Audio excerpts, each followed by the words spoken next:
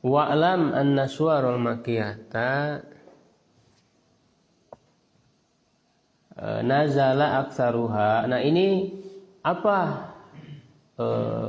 isi kandungan daripada surat-surat Makkiyah itu? Ya, fokus pembahasannya apa? Nah, kebanyakannya turun fi isbatil aqaidi, dalam menetapkan akidah, tentang akidah, tauhid, iman, ya.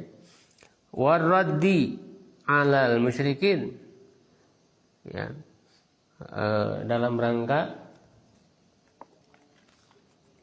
menjawab atau menyanggah orang-orang musyrik, ya, keyakinan orang musyrik. Jadi juz amma kan rata-rata itu Makkiyah. Juz amma, juz 29, 28 kebanyakan Madaniyah kan tadi. Wa fi qasasil anbiya, kisah-kisah para nabi.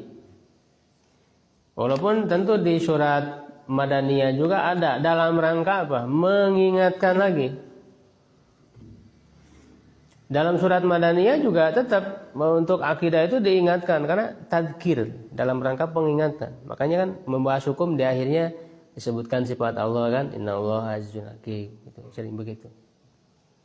Juga dalam surat Madaniyah kisah-kisah para nabi disebutkan lagi.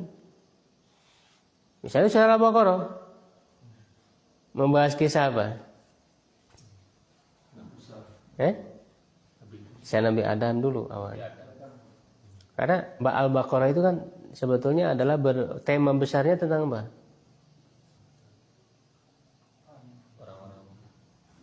Tentang manusia.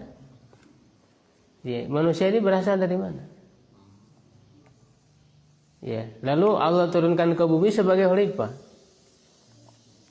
Kan begitu.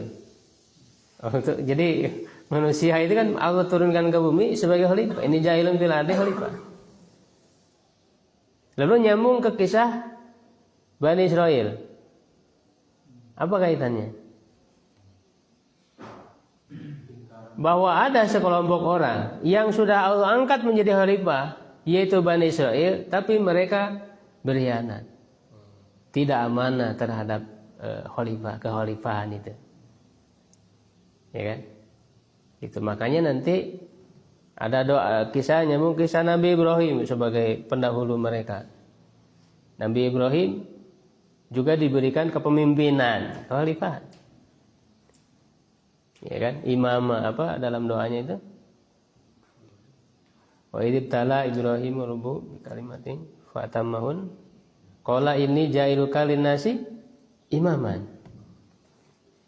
Aku menjadikanmu bagi manusia itu sebagai pemimpin. Ya, ada yang hafal surat apa juz 1? Ini ja'iluka linnasi imaman. Qala wa min dzurriyyati.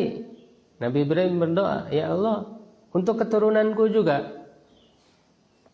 Qala la yanalu ahdiz zalimun. La yanalu ahdiz zalimun. Tidak mendapatkan janjiku itu orang-orang yang zalim. Artinya Bani Israel ini kan keturunan Nabi Ibrahim. Bani Israel itu kan keturunan siapa? Yakub. Israel itu kan gelar bagi Nabi Yakub. Ya kan? Yakub anaknya siapa? Keturunannya siapa? Nabi Isa. Ishak anaknya Nabi Ibrahim. Kalau orang yang zalim seperti Bani Israel ini, dia tidak berhak mendapatkan kepemimpinan. Ya, begitu juga nanti yang keturunannya Nabi Ismail, ya kan, bangsa Arab, maka lahirlah Nabi Muhammad SAW. Orang-orang bangsa Arab yang mengklaim mereka mengikuti ajaran Nabi Ibrahim, tapi mereka tidak menjalankan amanah sebagai khilafah di muka bumi. Mereka juga tidak berhak. Maka engkaulah orang beriman Nabi Muhammad dengan para pengikutnya itulah yang berhak untuk mengambil alih kepemimpinan, mengambil alih Ka'bah, rumah Allah yang pada saat itu dikuasai oleh orang-orang musyrik. Makanya kan diceritakan tentang Ka'bah di juz 1 itu. ceritakan tentang Ka'bah. Nanti di juz 2 juga masih cerita tentang Bani Israil, tentang pemindahan kiblat. Terus sampai akhir itu. Jadi tema besar dalam Al-Baqarah itu tentang manusia. Dan dia diturunkan oleh Allah sebagai khalifah. Nah, jadi kita perlu itu ketika membahas tema-tema besarnya ya, supaya pada saat kita itu paham gitu, nyambung terus. Gitu. Al-Quran itu nyambung. Walaupun keturunnya kan beda-beda, tidak sekaligus. Tapi ketika disusunkan nyambung. Ini mujizat. Ya, mujizatan Al-Quran. Karena kan susunan turun dengan susunan mushaf itu berbeda. Berbeda. Nanti Ali Imran itu membahas apa? Tentang lebih kepada orang Kristen. Karena kalau di Al-Baqarah tadi kan Yahudi. Dan dua-duanya ahlul kitab yang diberikan kitab oleh Allah. Tapi dua-dua ahlul kitab ini mereka menyeleweng, padahal mereka sudah diberikan amanah khilafah, ya kan? Mereka tidak amanah, ya, menyimpang juga. Nah, itu di Ali Imran itu kan lebih dijelaskan tentang orang-orang Kristen. Ya, An-Nisa, nah nanti mulai kalau ke An-Nisa itu sudah berbicara tentang orang-orang yang lemah, manusia yang lemah, perempuan. Jadi Islam itu kan jadi betul-betul memberikan perhatian terhadap manusia yang lemah. Ini kan tadi membahas manusia, lalu sekarang manusia yang lemahnya ini diperhatikan. Bisa berbicara tentang An-Nisa itu sendiri, perempuan namanya juga An-Nisa, tentang anak yatim, fakir. Itu di surat An-Nisa. Makanya dijelaskan tentang ayat, bahkan dirinci hukum ini, yaitu tentang apa? Tidak ada hukum yang serinci ini di dalam Quran ini. Tentang apa? Di surat An-Nisa. Ayo coba tebak-tebakan lagi. Betul, Pak. Itu hadiahnya dari Allah. Pahala ya.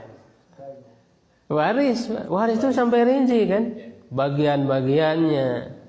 Paroid, yusikumullahu bi auladikum lidzakari mislu hadzil unsayai. Dirinci berapa bagiannya. Untuk apa? Untuk menjaga hak-hak orang yang lemah.